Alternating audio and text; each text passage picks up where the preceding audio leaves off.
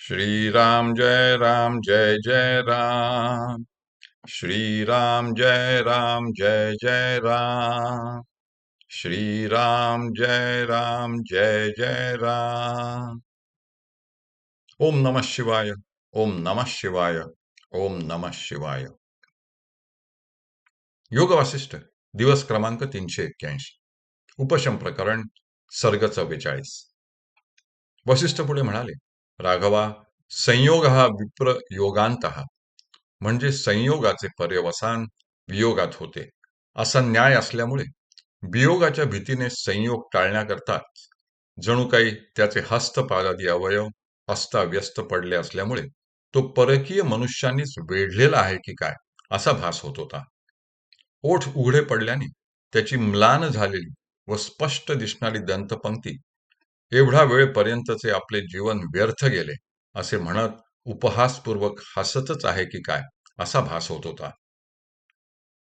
ते शव एखाद्या मातीच्या पुतळ्याप्रमाणे मुनिवृत्तीचा अंगीकार करून जणू ध्यान करीत बसले आहे, की कायमचे झोपी गेले आहे, की पूर्ण विश्रांती सुख अनुभवित आहे, किंवा निद्रेचे निमित्त करून आपणावर कोणाचे प्रेम अधिक आहे आणि कोणाचे कमी आहे हे त्यांच्या दुःखोद्गारावरून आजमावून पाहण्याकरिता जणू बांधवांचे विलाप एकाग्र चित्ताने श्रवण करीत आहे असे वाटत होते.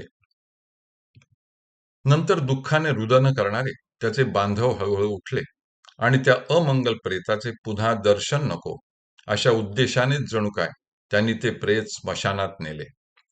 जागोजागी जळणाऱ्या चितांमुळे भयानक व भयंकर अशा स्मशानात त्याच्या बांधवांनी ते प्रेत चितेवर ठेवले, त्याला अग्नी लावला व ते प्रेत अग्नीमध्ये भस्मसात करून टाकले. वाळलेल्या लाकडांनी चांगला पेट घेतला व चटचट आवाज करीत जळणाऱ्या त्या प्रेताची दुर्गंधी सर्वत्र पसरली. अग्निनारायणाने त्याच्या प्रेतातील हाडांचे देखील चूर्ण करून टाकले. हरि ओम तत्सत. हरि ओम तत्सत. हरि ओम तत्सत. उपशम प्रकरण सर्ग 45. वसिष्ठ पुढे म्हणाले, राघवा, सरोवरातील उदकामध्ये अधमर्षण करीत असलेल्या गाधीची बुद्धी संकल्पाने कलंकित झाल्यामुळे त्याला आपला मृत्यू आणि पुढील जन्म त्या उदकामध्ये दिसला. त्याच्या निर्मल आत्म्यामध्येच त्याला भविष्यातील सर्व अमंगल गोष्टी दिसू लागल्या. भूतमंडल देशाच्या सीमेवरील एका गावात आपण एका चांडाल स्त्रीच्या उदरात प्रवेश केला आहे. गर्भवासामध्ये आपले कोमल शरीर पीडित झाले असून आपण साक्षात नरकवास भोगत आहोत. पुढे 9 महिन्यांनी त्या चांडाल स्त्रीच्या उदरातून आपला काळाकुट्ट पण कोमल पिंड प्रसवला आहे. पुढे वाढत जाऊन त्या चांडालाच्या घरात आपण रांगत असून त्यांच्या परिवाराच्या प्रेमाचा विषय झालो आहोत आणि 16व्या वर्षापर्यंत त्याचे काळेकुट्ट शरीर धष्टपुष्ट झाले आहे असे सर्व त्याला दिसून आले. कुत्र्यांना बरोबर घेऊन व किरात वृत्तीचा आश्रय करून तो मृगय करता रानोरान फिरू लागला. नंतर एक काळीकुट्ट व धष्टपुष्ट चांडाल कन्या त्याने वरली. तिच्यावर आसक्त होऊन नित्य नवे विलास करीत त्याने अरण्यातून संचार केला.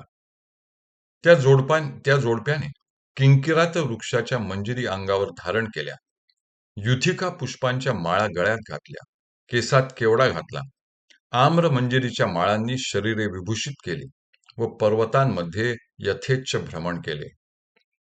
अरण्याच्या माहितीबाबत तो मोठा तज्ञ झाला होता आणि पशूंची शिकार करण्याच्या शास्त्रात मोठा पंडित झाला होता.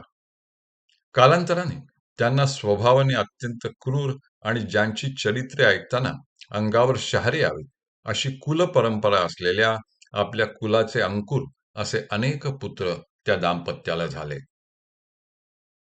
अशा रीतीने पुत्रकल संपन्न असलेला तो चांडाळ तारुण्य संपवून सावकाश म्हातारा आणि जर्जर झाला.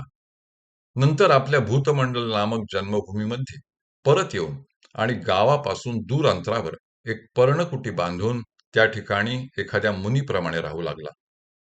त्याचे पुत्रही त्याच्याप्रमाणे धिप्पाड शरीराचे झाले होते.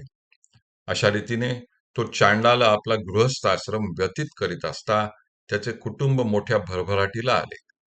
पण कुटुंबातील मंडळींची नावे, भाषणे आणि त्यांच्या क्रिया क्रूरत्वदर्शक होत्या.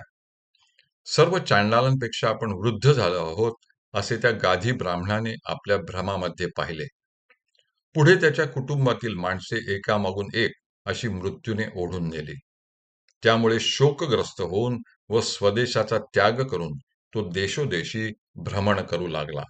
हरि ओम तत्सत, हरि ओम तत्सत, हरि ओम तत्सत.